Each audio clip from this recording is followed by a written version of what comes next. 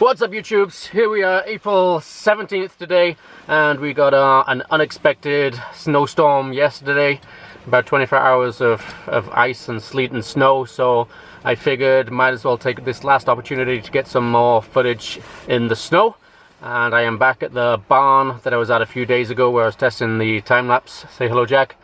Hello. Hello. So we're going to do a little bit more footage, just fly around for a few minutes in the snow. It is actually snowing. It seems like a wet snow, so I'm not too sure if this is a good idea, but let's see what we can do. I'm going to put on probably a ND8 filter, and I think I'm going to put it on 60 frames per second so that I can slow it down if I want to get the snowflakes nice and flowy, if you know what I mean. So I'm going to be sitting in the trunk in the back because it is 0 degrees once more, and I froze up my fingers last time I was here. So let's just see what we can get today.